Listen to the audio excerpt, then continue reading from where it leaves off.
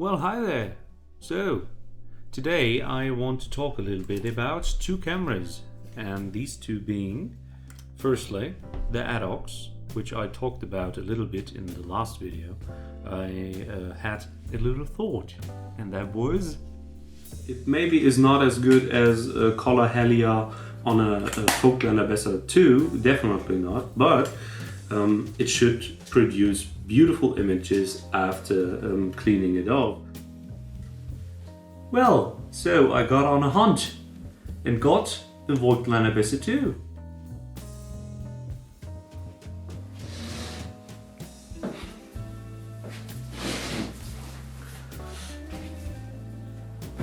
Okay, now let's start the day with a little camera project. So we're going to load up both of these with the same film. I bought this film at the same time, so it should be the same, and I'm going to develop it at the same time as well.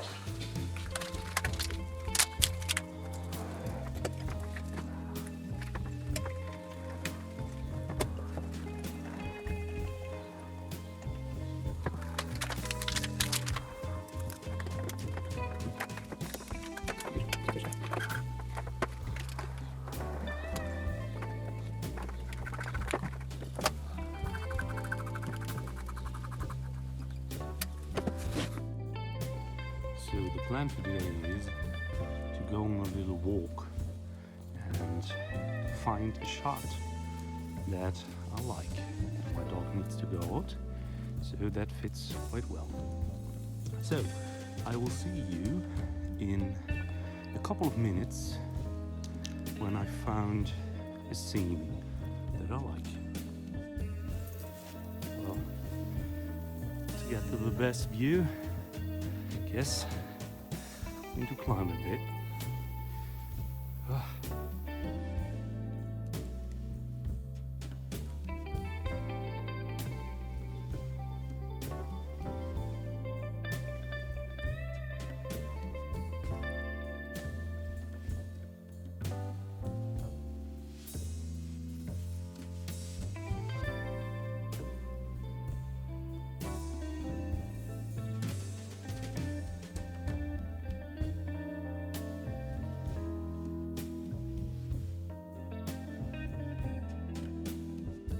So somewhat further down the trail, I found this view. I sort of really liked it, how this foliage is framing up the shot, a little peak of interest right here, and the lines flow quite nicely. So I do like this view, especially if you were able to include this trail. But the problem is that I don't have with a 50mm on these two folding cameras. I think I'm too close and I don't want to go inside of this bush right here. So I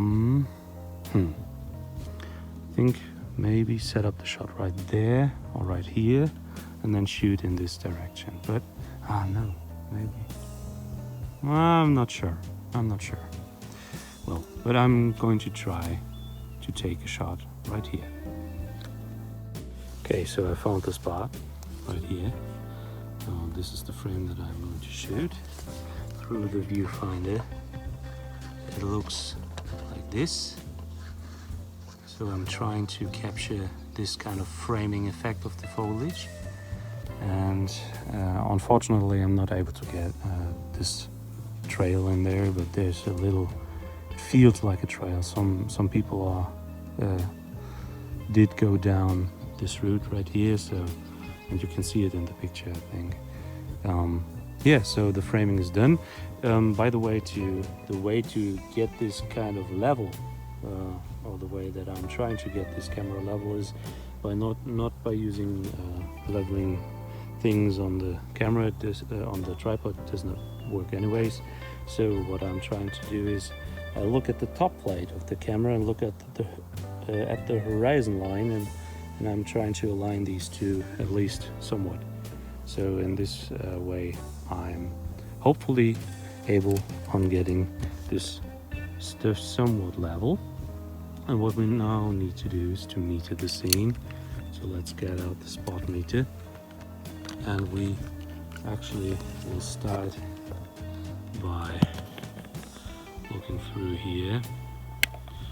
So this going to be the brightest part in the frame. So we have 14.2, and now we're going to look at this right here. So we got 10, 11.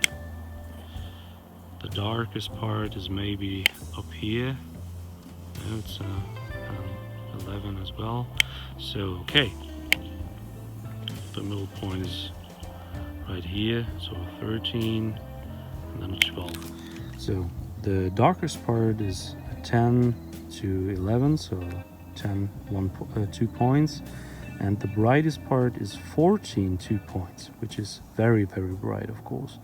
And we're going to put the 14, 2 points like around here at zone 7. I think this is quite good, and this leaves us actually nearly automatically with a nice balance between the 11 right here and the 14, 13 right here, because it gives us the result of shooting it around 12 as our middle exposure point, which leaves us at what, 60th at f8, 30th f at 11. I think this is the combination that we're going to shoot. So at f11 and 1/30th of a second. For example, something like this right here. The frame is cramped, of course, because we're in the forest, but these two trees sort of frame a shot. It looks quite nice, and the light when it hits through there. Right now the sun is behind a cloud, but if the sun is directly on this, all of this sort of really glows and lights up. It's beautiful. But I think even though we got this framing situation right here, it is still too, I don't know, there's still too much going on in the frame to give a nice shot. But it looks beautiful. Okay, so this right here is going to be the last shot with the Voigtländer. So the last shot taken on the Voigtländer. This is the film right here, and on the Adox we still got 2 shots left. So let's see. I think I'm going just simply going to take this shot 2 times, 2 different settings. Maybe once in the light, one with the light and the sun being behind the clouds, like right now. Let's see. So second setting is complete. Shot is cocked at f11. We had 1/25th of a second, and let's go. First shot taken. This was shot 7. So we'll advance. Let's advance right now.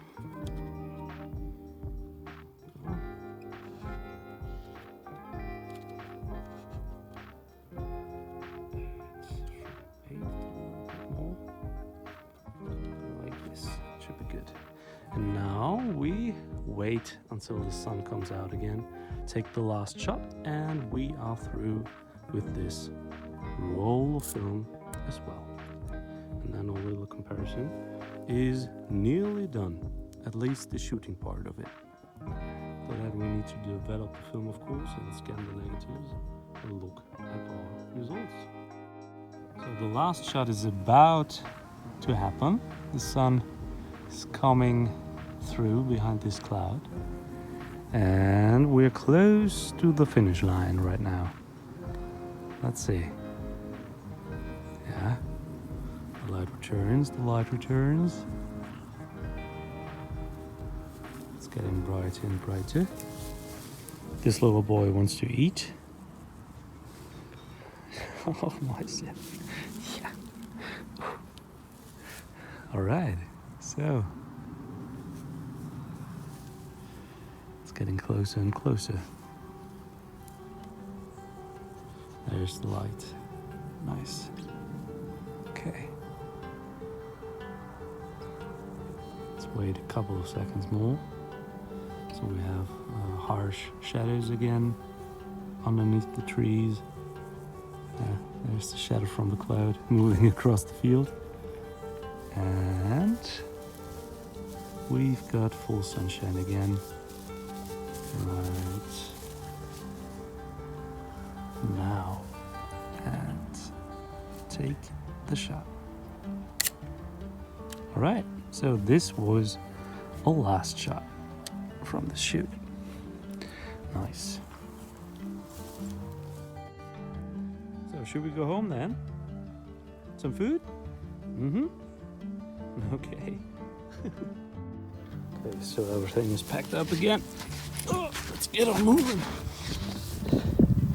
The dog really wants to go home now. Okay.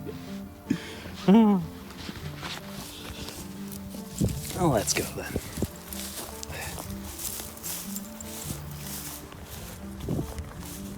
Gleich gibt's Frühstück, Mäuschen. Ja, da freust du dich schon drauf, ne?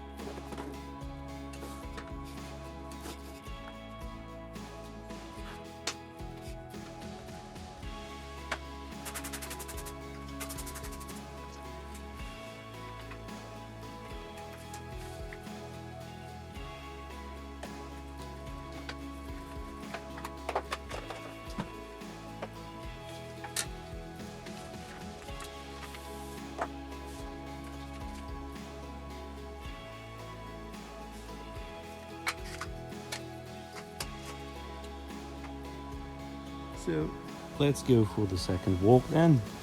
Okay, so we are on top of the hillside again, and the camera is already set up correctly. Well, the only thing that is left is the focus. Well, I want to focus on these little plants right there again. So I would guess they are around 6 to 7 meters away. So let's put it like this, between like that. Yeah, it should be quite good. And as we can see from the aperture markings, so we are going to start at f.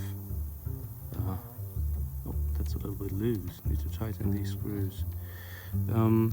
These screws right here.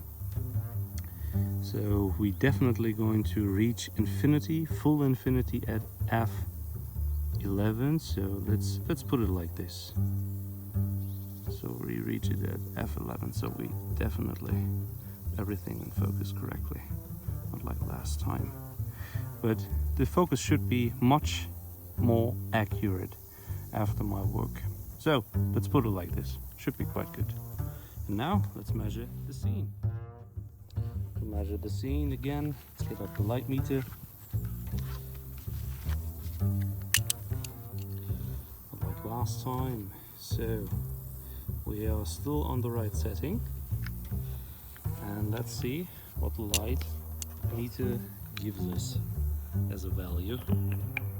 So we have our central point, 14. So under the trees right here, the darkest part was 11. Yeah. So it's basically exactly the same like last time. A little bit brighter because we have less cloud cover in the sky. So we have a little bit more light. The time is nearly the same. I'm a little bit earlier today. So the light is just a little bit harsher. But at f8, we take it like this, 250th of a second. Yeah, that's still pretty good. So we're going to take the fastest, of course. Shoot wide open. Yes, indeed. Shutter is cocked. Everything is right. Focus is correct. Okay. Let's go then. First shot taken. So we arrived at the second location. Let's meter the scene once again. But I mean, I could also watch the video, of course, that I've done. I know that it was that the shot was at f16, f11, not 16. Exposure. Thank you. So we had 14, just like last time, 13 right here, and then the shadows at 10, 10, 10, 11, which was exactly like the last time. So what we will do is exactly the same.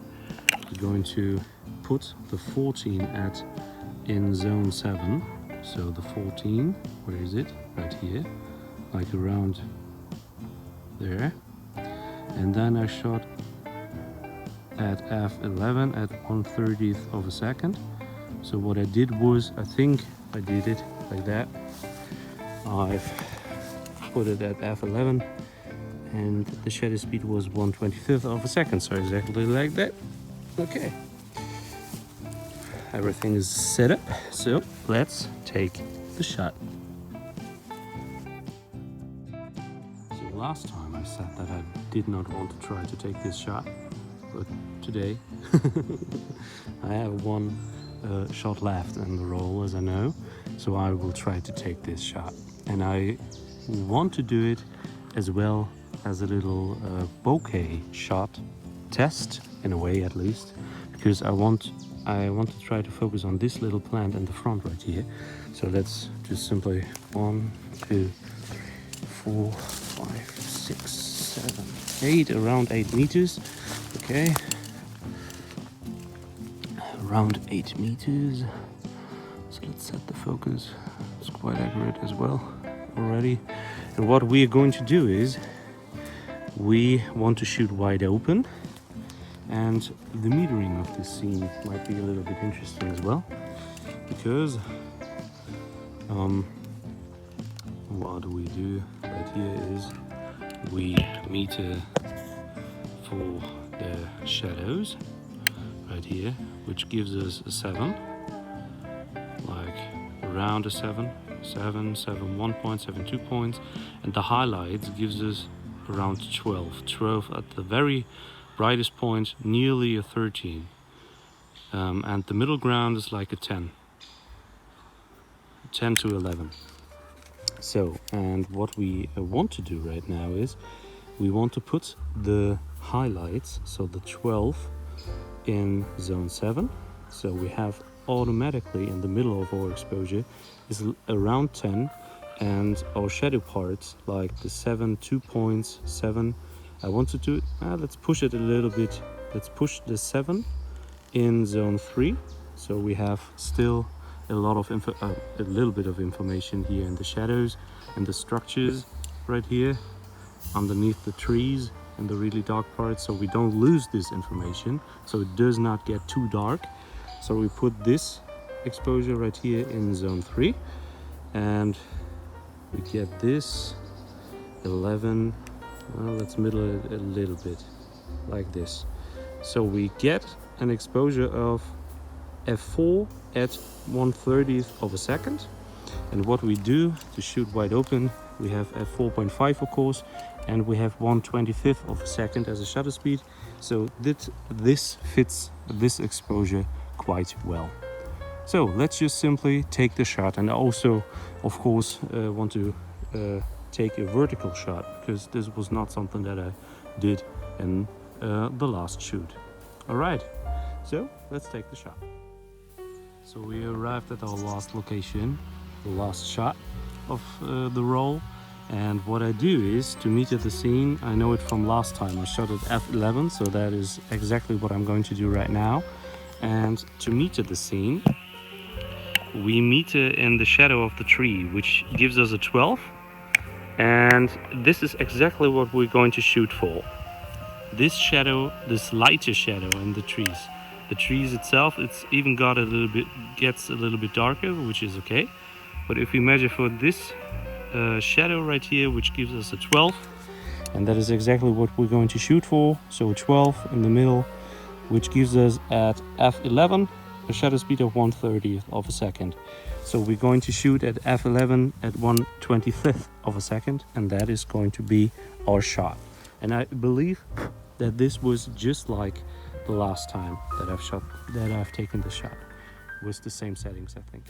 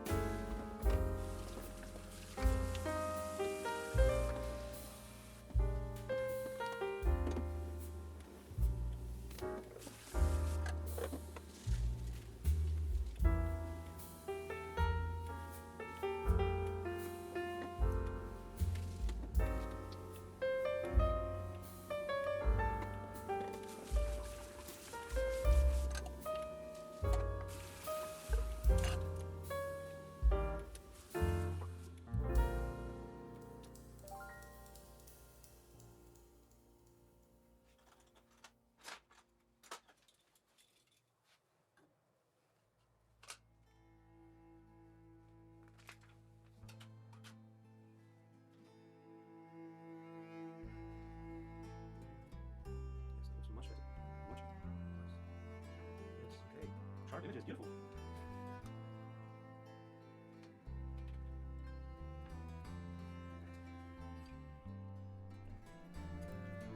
All right, so after all the testing, what is the verdict? Let's see some pictures finally. If you stuck around until now, thanks a lot. So let's see what we've got. Let's start with the pictures from the Voigtländer.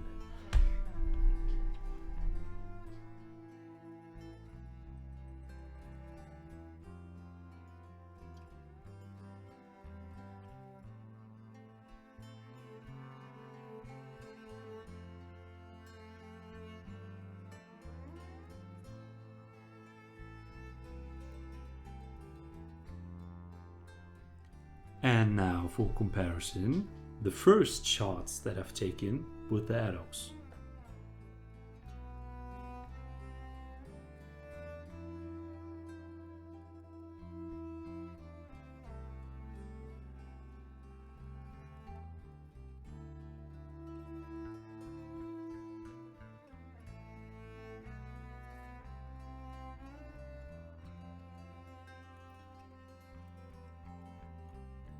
Sadly, as you might see, the pictures from the Adox, the first pictures, are very out of focus because the focusing assembly was a little bit shifted, which of course is not very nice. So I've adjusted the focus a little bit and then gone, as you saw, on the second walk and took the shots once again. With one additional shot. So let's see the second pictures from the Adox.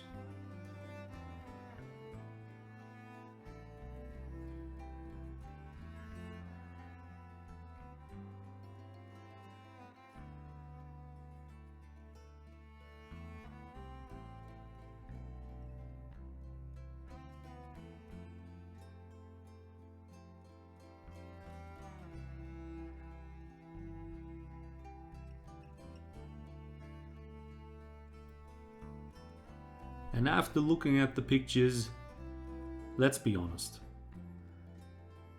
Are these cameras even close? Yes, they definitely are.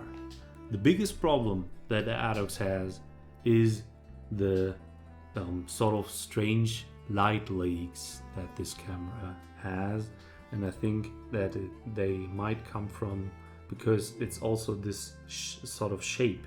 It might come from one of these two mechanisms right here, which are for opening and closing the viewing window in the back, or maybe they come from the bellows. I'm not sure, but it's a little bit strange. So slight light leak problem, and I don't really know where they are coming from. So that is not nice, but the camera, if the focus is correct, the images are absolutely fine, which is beautiful.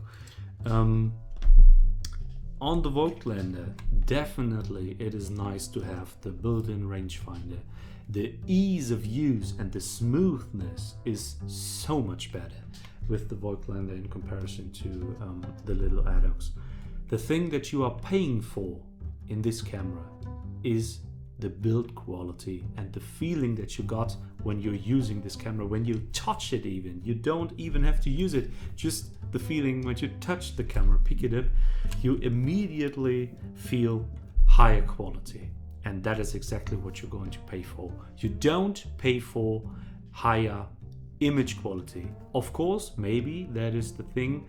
I've only tested black and white in this test. I don't test it color because I don't have color film in 120 at the moment, and I also, and that is maybe more important, I don't have C41 chemistry at the moment, so I don't have the ability to develop these films at the moment at least. So, but to be honest with you, is it worth paying 100 times more, 500, around 500 euros for a camera like this in this condition? in comparison to, I did not even pay €5 for this camera. I've got it in a bag of stuff, and well, nobody cares about this camera. In terms of image quality, no, it is definitely not worth on paying that much more.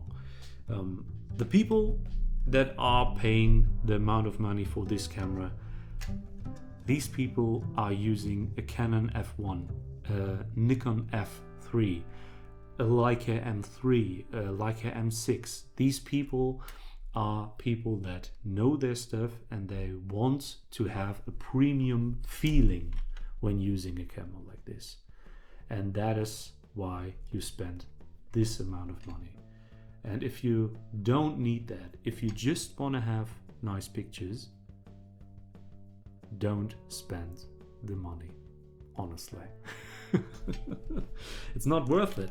And the little Adox even got, with the reducing mask included, the possibility of shooting 6x6, and the image quality when shooting 6x6 will even be better when shooting 6x9, because obviously you're only gonna use the central part of the image. It's a hard comparison, but the Voigtländer gets definitely so much strong arguments on its side, but honestly, $5, $500? Come on, no, it's not even close. I would just simply say, get a camera like this little Adox and shoot with it. Try out the 6x9 format if you haven't, and I mean, it does not really, the film is more expensive, the roll of film is more expensive than this entire camera. So just get it, shoot a bit, look at the pictures. If you like them, lovely. If you don't, take another camera, take another system.